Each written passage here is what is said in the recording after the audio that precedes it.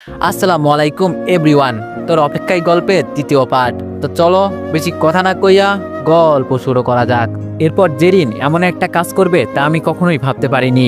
জেরিন আমার সামনে হাঁটু গেড়ে বসে বলতে লাগলো, মিষ্টি হেসে কথা বলে পাগল করে দিলে, তোমায় নিয়ে হারিয়ে যাব আকাশের নীলে, তোমার জন্য মনে আছে অফুরন্ত আশা, সারা জীবন পেতে চাই তোমার ভালোবাসা, আমি তোমাকে আমার বলা সব কথার চেয়ে বেশি ভালোবাসি, আমি তোমাকে আমার করা সব কাজের চেয়ে বেশি ভালোবাসি, আমি তোমাকে এখানে শেষ পর্যন্ত ভালোবেসে যাব। আমি জেরিনের কথাগুলো শুনে থ হয়ে দাঁড়িয়ে রইলাম। এইসব কি বলছে জেরিন? আমি বললাম, দেখো জেরিন, আমি তোমাকে ভালোবাসতে পারবো না। জেরিন বলল, কেন পারবে না? তুমি তো এইমাত্র বলেছো আমাকে কেউ ফিরিয়ে দিবে না। প্রপোজ করলে তাহলে তুমি কেন ফিরিয়ে দিচ্ছ?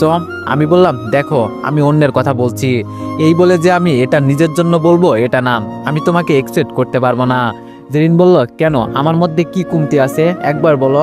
আমি বললাম, তোমার মধ্যে কোনো কমতি নেই, আমি তোমাকে ভালোবাসতে পারবো না। আমি চাই না আমি আবারও কারোর মায়াতে পড়ি, আমি চাই না আমি আবারও কারোর অবহেলায় কষ্ট পাই, আমি নিজের মতো করে নিজের শহরে বাঁচতে চাই, কাউকে লাগবে না আমার। জেরিন বলল, শুভ, সবাই কিন্তু এক নাম। আমি বললাম, এটা ঠিক, সবাই এক না, কিন্তু আমি তো একজন, তাই আমি আমার জীবনে আর কোনো কষ্ট পেতে চাই না, আমি আমার মতো থাকতে চাই, বুঝলে? জেরিন বলল, কিন্তু আমি যে তোমাকে অনেক ভালোবাসি, আমার কি হবে? আমি বললাম, দেখো এই এক সপ্তাহে কোনো ভালোবাসা জন্ম নেয় না, এটা শুধু আবেগ, তাই আবেগটা উঠে গেলে সব ঠিক হয়ে যাবে। জেরিন বলল, কিন্তু আমি আর কথা বলতে না দিয়ে বললাম, দেখো তুমি আমার থেকে ভালো কাউকে খুঁজে নিও, আমি তোমার যোগ্য না ভাই। এই বলে আমি চলে আসতে লাগলাম। জেরিন চিৎকার দিয়ে বলল, আমি তোমাকে ভালোবাসি আর তোমাকে বাসবো আর তোমার অপেক্ষায় থাকবো। আমি সেখান থেকে একটা রিক্সা নিয়ে চলে আসলাম হোটেলে এসে রুমে ঢুকে ফ্রেশ হয়ে শুয়ে শুয়ে ভাবতে লাগলাম, ঠিক একইভাবে নীলা আমার জীবনে এসেছিল আর জীবনটাকে ছারখার করে এখন নেয়ালের হয়ে গেছে। মানুষ এমন কেন? নিজে মায়া দেখাবে, নিজে ভালোবাসা শিখাবে, আবার নিজেই অবহেলা করে চলে যাবে। ঠিক কষ্ট হবে আবার আমাদের, কারণ অনেক বেশি তার মায়াতে পড়েছিলাম, অনেক বেশি তাকে ভালোবেসেছিলাম। সে তো আমার উপর প্রতিশোধ এমনি নিতে পারতো, কিন্তু এত বড় অপবাদ কেন দিল? আর যদি সে আমাকে ভালোবাসতো তাহলে সে কখনোই আমাকে এত বড় অপবাদ দিতে পারতো না। সে আমাকে কখনো ভালোবাসেনি, শুধু তার অভিনয় ছিল। এগুলো ভাবতেছি আর চোখের পানি ফেলতেছি। তখন মামুন বলল, কিরে তোর আবার কি হলো? আমি বললাম, তেমন কিছু না রে, পুরোনো কথা মনে পড়ে গেল। মামুন বলল, তোকে মানা করছি না এইসব না ভাবতে। আমি বললাম, ভাই তুই হয়তো আমাকে মানা করতে পারিস আর আমি হয়তো তোর কথায় মাথা নাড়াবো, কিন্তু ভালো তো বাসছিলাম আমি, তাই অবহেলা অপমানের কথাগুলো মনে পড়লে কষ্ট আমারই মনে ভীত হয়। মামুন বলল, ভাই আমি তো বুঝি, তাই প্রতি রাতে যখন নিজে নিজে কান্না করস তখন কিছু বলি না, কারণ হয়তো রাতে একা একা কান্না করলে তোর হয়তো কষ্ট একটু কমবে। আমি বললাম, কি তার মানে আমি রাতে কান্না করি যে এটা তুই জানতিস? মামুন বলল, তবে কিছু বলতাম না। আমি বললাম, জানিস দিনে সবার সাথে হাসি খুশি থাকলেও রাতে কিন্তু নিজেকে একা মনে হয়। জানিস আমার শুধু একটা কথা ভেবে কষ্ট লাগে, যেই বাবা আমার সাথে বন্ধুত্বের মতো থাকতো আর সেই বাবা আমাকে চিনল না, আমাকে ইফতিজার বলছে। জানিস তখন আমার প্রচুর কষ্ট লাগতো, যখন আমি খাবার খেতে বসলে বাবা না খেয়ে উঠে যেত। এটা বলে কান্না করতে লাগলাম।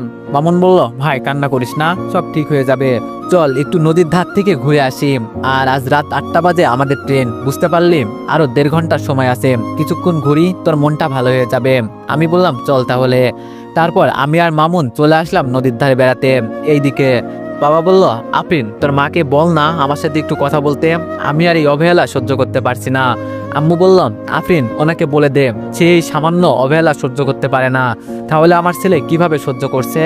বাবা বলল, প্লিজ তুমি আমাকে ক্ষমা করে দাও, আমি আর এমনটা করব না, তুমি তোমার ছেলেকে বলো চলে আসতে, আমি আমার ছেলেকে না দেখলে কেমন কেমন লাগে। আম্মু বলল, কেন আবার অবহেলা করতে নিয়ে আসতে বলছেন?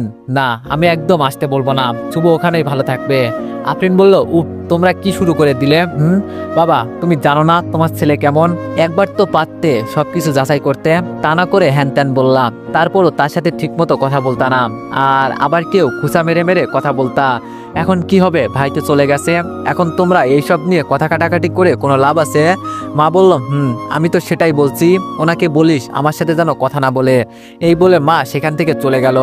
বাবা বলল, মা আমি তো অনেক খুঁজেছি, কিন্তু ওকে তো পাই না, কিভাবে পাবো, সে তো সিম চেঞ্জ করে দিয়েছে। আফরিন বলল, আরে বাবা হারিয়ে যাওয়া মানুষকে পাবা, কিন্তু নিজেকে লুকিয়ে ফেলা মানুষকে নয়।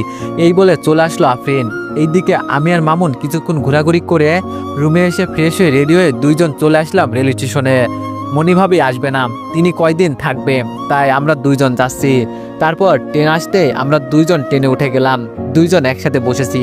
এইদিকে নীলা শুয়ে শুয়ে ভাবতেছে, আচ্ছা আমি তো শুভকে অনেক খারাপ অপবাদ দিয়েছি, সে কি আমাকে ক্ষমা করে দিবে? আর তাকে তো কলেজেও দেখি না, কেমনে ক্ষমা চাইবো? আর ক্ষমা করলেই কি না করলেই কি, আমি জাস্ট আমার কর্তব্য পালন করব। যেহেতু আমার ভুল হয়েছে তাই ক্ষমা আমাকে চাইতেই হবে। প্রায় 5টা ঘন্টা পর আমাদের শহরে পৌঁছে গেলাম। আমি এখন নিজের বাসায় যাব না, আজ মামুনদের বাসায় থাকবো, তাই চলে গেলাম মামুনদের বাসায়। সকালবেলায় ঘুম থেকে উঠে আমি আর মামুন নাস্তা করলাম একসাথে। তারপর আমি আমার ব্যাগ নিয়ে আঙ্কেল আন্টিকে বললাম আমি চলে যাচ্ছি। আন্টি বলল, কি বলো? আজ দুপুরের খাবারটা না হয় খেয়ে যাও। মামুন বলল, আরে আজ থেকে যা, দুপুরে খেয়ে যাবি। আমি বললাম, না রে, মা অনেক কান্না করছে, আজ না আন্টি, আরেকদিন এসে খেয়ে যাব। আঙ্কেল বলল, তারপরও আরেকদিন কেন, আজকে খেয়ে যাও। আমি বললাম, আরে না আঙ্কেল, আম্মুকে অনেকদিন হয় দেখি না, আজ না, চল মামুন আমাকে দিয়ে আয়। তারপর তাদের অনেক কষ্টে বুঝিয়ে মামুনকে নিয়ে আমাদের বাসার সামনে চলে আসলাম। আমি বললাম, দোস্ত বাসায় চল। মামুন বলল, না রে, আরেকদিন, এমনিতেই কলেজে অনেকদিন যায় না, আজ একটু ঘুরে আসি। এই বলে মামুন চলে গেল, আমাকে কথা বলার সময় দেয়নি। তারপর আমি আমার বাসার সামনে এসে কলিং বেল দিতেই আপু দরজা খুলে দিল। আপু বলল, কে আপনি, এখানে কি চান? আমি বললাম, আমি কে মানে, ছোট্ট, মজা করিস না, অনেক ক্লান্ত লাগছে। আপু বলল, এই বিয়াদব, আপনি কে? হঠাৎ জানা নেই বলা নেই অন্যজনের বাসায় ঢুকছেন কেন? আম্মু বলল, কি রে, ওখানে কে এসেছে, এত চিৎকার কেন করছিস? এই বলে মা দরজার সামনে আসতেই আমাকে জড়িয়ে ধরে কান্না করে দিল। আম্মু বলল, বাবা তুই আইছিস, তোকে ছাড়া আমার একদম ভালো লাগছিল না এতদিন, তোকে আর কোথাও যেতে দিব না, তোর পড়ালেখা করা লাগবে না, আমি তোকে আমার কাছে রেখে দিব। আমি বললাম, আরে মা, তোমার এই অবস্থা কেন? আর কান্না করো না তো, তোমার কান্না আমি সহ্য করতে পারি না। আম্মু বলল, তাহলে আমাকে ছেড়ে চলে গেলি কেন? আমি বললাম, আমি এমনি ঘুরতে গিয়েছিলাম, আর তোমাকে মিথ্যা বলার জন্য সরি। আম্মু বলল, তাহলে আর যাবি না? আমি বললাম, না, আর যাব না তোমাকে ছেড়ে। আম্মু বলল, সত্যি তুই আমাকে ছেড়ে যাবি না? আর এই বলে আমার কপালে একটা চুমু দিল। আমি বললাম, যাব না, এখন আমি অনেক ক্লান্ত, একটু রুমে গিয়ে রেস্ট নি, কেমন, পরে তোমার সাথে গল্প করব। আম্মু বলল, আচ্ছা যাম। আপু বলল, ছেলের জন্য কত দরদ, কই আমি নানুর বাসা থেকে আসলে এইরকম করো না, তুমি তোমার ছেলেকেই শুধু ভালোবাসো, আমাকে না। আম্মু বলল, ধুর বোকা, আমি তোদের দুজনকেই ভালোবাসি, বুঝলি? আপু বলল, জানি আমি কতটা ভালোবাসো। এই বলে চলে গেল আপু। আমি আমার রুমে এসে ফ্রেশ হয়ে ঘুমিয়ে গেলাম, কারণ কাল রাতে গাড়িতে তেমন ঘুম হয়নি। দুপুরবেলায় আম্মু খাবার খেতে ডাকলে আমি নিচে গেলাম। নিচে যেতে আব্বুকে দেখে আবার চলে আসতে লাগলাম। আম্মু বলল, কিরে শুভ, চলে যাচ্ছিস কেন? আমি বললাম, মা আমি পরে খাবনি, তাছাড়া একজন ইফতেজার কখনো একসাথে বসে খাবার খেতে পারে না। এইদিকে আব্বু মন খারাপ করে নিয়েছে, কারণ আব্বু বুঝতে পারছে আমি কথাটা কেন বলছি। আম্মু বলল, তুই ঠিক বলেছিস, চল তোর রুমে চল, আজ থেকে আমরা ওখানে খাবো। এই বলে আম্মু খাবার টেবিল থেকে উঠে আমার কাছে আসতে লাগলো। তখন বাবা বলল, দাঁড়াও শুভ, আমার অনেক ভুল হয়ে গেছে, তুই আমাকে ক্ষমা করে দে, আমি অনেক বড় ভুল করে ফেলেছি, প্লিজ তুই এমন করিস না। আমি বললাম, আরে বাবা এটা কি করছো, আমার কাছে ক্ষমা চেয়ে আমাকে গুনার ভাগিদার করছো। আসলে এখানে যেই হবে সেই তোমার মতো করবে, কারণ কোনো বাবা চায় না যে তার ছেলে খারাপ হোক। এই বলে আমি আমার বাবার পায়ে পড়ে গেলাম। বাবা আমাকে ক্ষমা করে দাও, আমার জন্য তোমাকে অনেক কষ্ট পেতে হয়েছে, বাবা আমাকে ক্ষমা করে দাও প্লিজ। বাবা বলল, আরে বাবা কি করছিস, ছাড় আমাকে, আমি কোনো কষ্ট পাইনি, আর ভুল তো আমার। আমি বললাম, না তুমি আমাকে ক্ষমা করো, যেইভাবেই হোক ভুল আমার, তা না হলে আমি তোমার পা ছাড়বো না। বাবা বলল, আচ্ছা ক্ষমা করে দিলাম, এখন খাবার খেতে আই। আমি বললাম, বাবা বলল, পাগল একটা। তারপর আমি আপুর কাছে গেলাম, আপু তুই আমাকে ক্ষমা করে দে। আপু বলল, কে তুমি, কে তোমার আপু? আমি কারো আপু না। আমি বললাম, তুই আমার আপু। আপু বলল, আমি যদি কারো আপু হতাম তাহলে সে বাড়ি ছেড়ে চলে যাবে আর আমাকে বলতো, কল করে আমার খোঁজ নিত, কিন্তু এমনটা করেনি, তাই আমি কারো আপু না।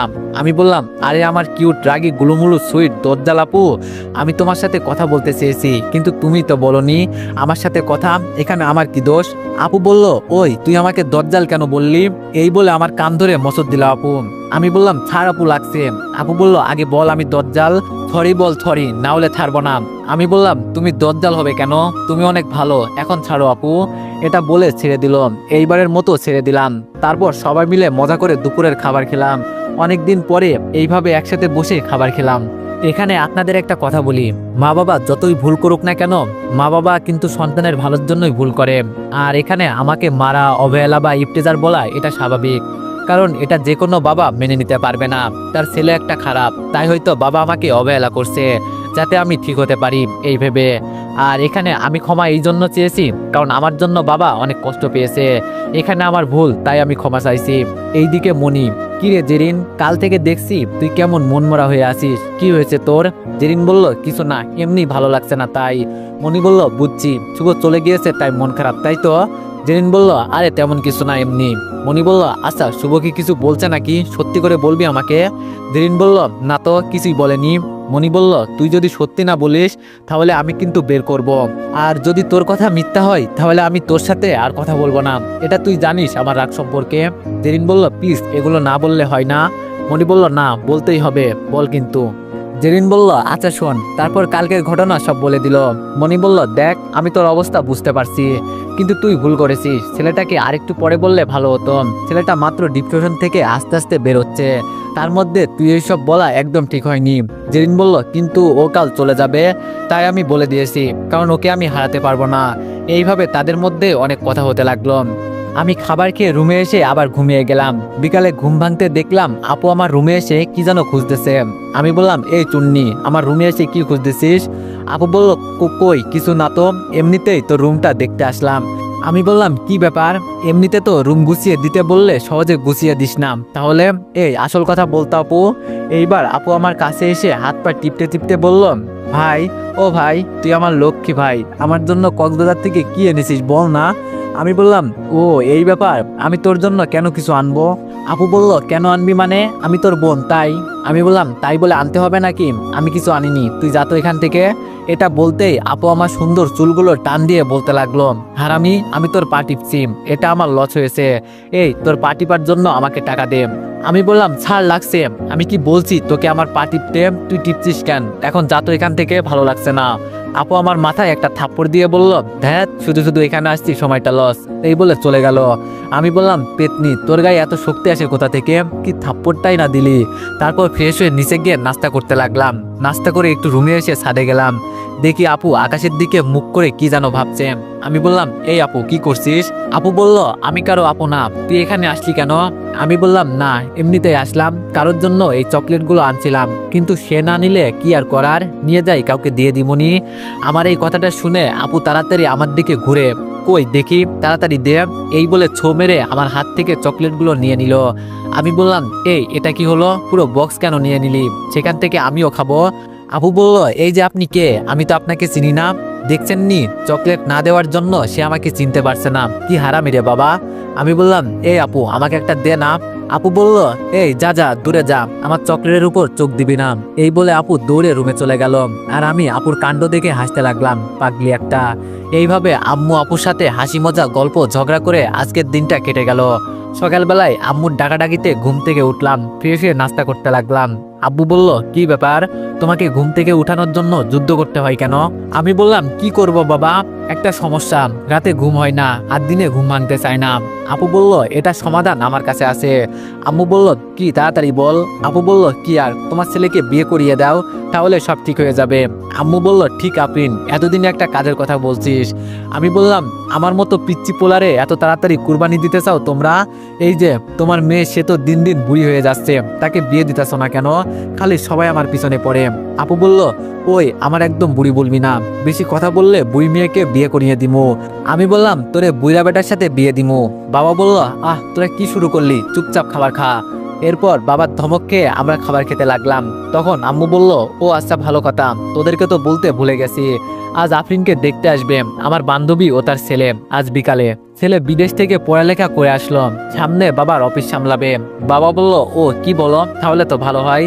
আমি আপুর দিকে তাকিয়ে দেখি আপু লজ্জা পাচ্ছে। আমি বললাম, আম্মু, ডাইনিরাও লজ্জা পায়, তা আজ দেখলাম। এটা বলতে আপু আমার দিকে রাগীভাবে তাকিয়ে আছে, যেন কাছে পেলে খেয়ে ফেলবে। তারপর খাবার খেয়ে রেডি হয়ে কলেজে গিয়ে দেখি মামুন এখনো আসেনি, আর কিছুক্ষণ পর ক্লাস শুরু হবে, শালা এখনো আসেনি, কেমনটা লাগে। আমি বললাম, ওই কুত্তা, তোর আসতে কতক্ষণ লাগবে? মামুন বলল, মামা আর 5 মিনিট, তুই আম গাছতলে বস। আমি বললাম, আয় তাড়াতাড়ি, এই বলে কল কেটে দিলাম। তারপর আমি গাছতলে বসে ফোন টিপতে লাগলাম। হঠাৎ মেয়ে কণ্ঠে কেউ একজন বলে উঠল, কেমন আছো? আমার আওয়াজটা চেনা চেনা লাগছে, তাই সামনের দিকে তাকাতেই আমার মাথাটা পুরো গরম হয়ে গেল। এই মেয়ের থেকে যত দূরে থাকতে চাই, এই মেয়ে ততই আমার কাছে আসে। আরে কে মেয়েটি বুঝতেছেন না তো? বসেন, বলতাছি। সে হলো নীলা। আমি বললাম ভালো আছি, আপনি এখানে? নীলা বলল কেন আসতে পারি না? আচ্ছা এতদিন কোথায় ছিলে? আমি বললাম কোথায় ছিলাম সেটা আপনাকে বলতে বাধ্য নয়, আর আপনি আসতে পারেন। আচ্ছা আপনি যে এখানে আসছেন, আমি যদি আপনাকে টিস করি, মানে আমি তো একজন নিপটেজার, তাই বললাম। নীলা বলল তুমি সেই কথাগুলো এখনো মনে রাখছো?